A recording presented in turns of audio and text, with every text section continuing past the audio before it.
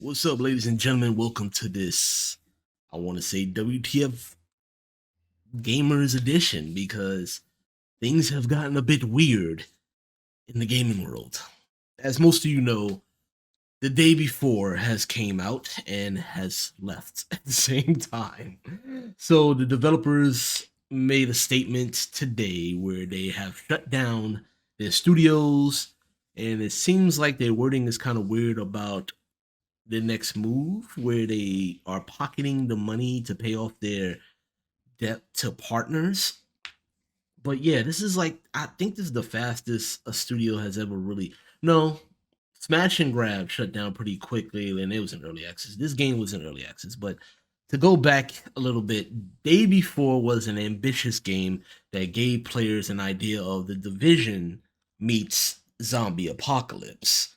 And most of us already had a raised eyebrow at the concept because it sounded way too ambitious. There was not much information going on, and the fact that they kept on shadow dropping little details throughout the years. Like, I can't remember when this game was first talked about. I think it was 2020, but it was like sporadic silence, then pops up again, then silence for a long time. Then this year, we got a gameplay trailer early on in February, March, I want to say. And of course, fans were, well, now I don't want too loose of a word to say fans, but it didn't really perceive well with other gamers. I mean, it was a bland world. Nothing was really going on. They just showing somebody running around, and they was promising an open world zombie apocalypse experience, but it turned out to be an extraction game, which really gave you a red flag. But other than that, we heard nothing of the game for a long time until 2 to 3 weeks before December, a Shadow Drop release of the day before coming out, December 7th. We're just like, why? Because yeah, I didn't think anybody was really gonna buy this game. I was almost going to buy this game and just bite the bullet and try it out for friends, but because Steam has a policy where you don't play more than less than 2 hours, you can get a refund. So I was gonna bite the bullet, try it out, see what it was up. But thank God I dodged that bullet because once we see you before you buy from GamerRanks and a whole bunch of other players, even on Steam, if you go see the reviews, they're overwhelmingly negative for good reason. This game is broken way beyond the testament of broken. It's like if broken was a video game, this would be the day before.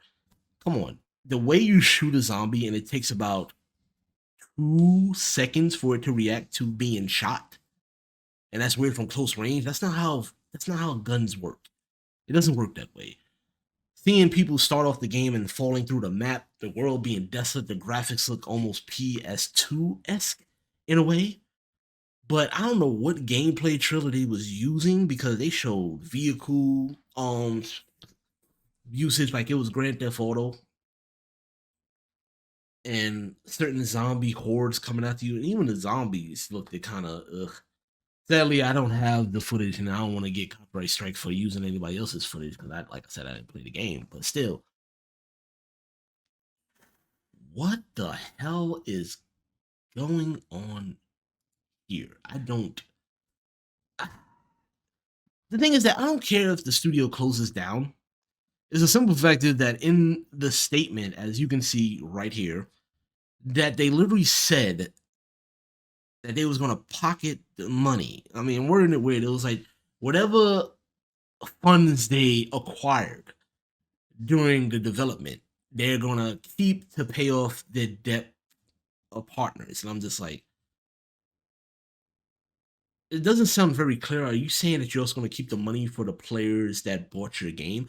It was a $40 game, early access, but it also sounds like yeah, they're gonna keep the money and just dip 4 days. Now, the funny part is about this company that I didn't know what other games they made because I even saw on the list of games that they had in the statement, and I don't know none of these games. I never even seen them, never saw them advertised.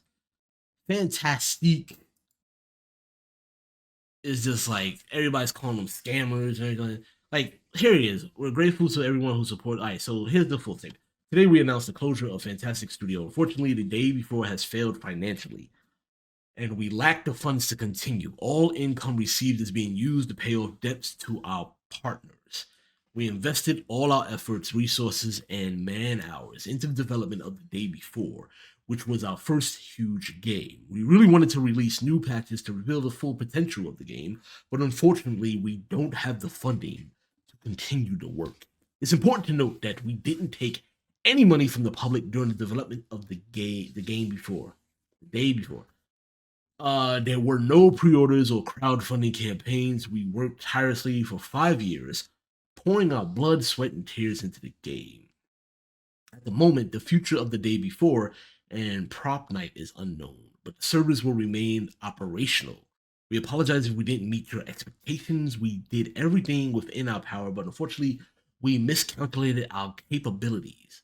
Creating games is an incredibly challenging endeavor. We're grateful to everyone who supported us during these difficult years. It's been a fantastic journey over the past 8 years.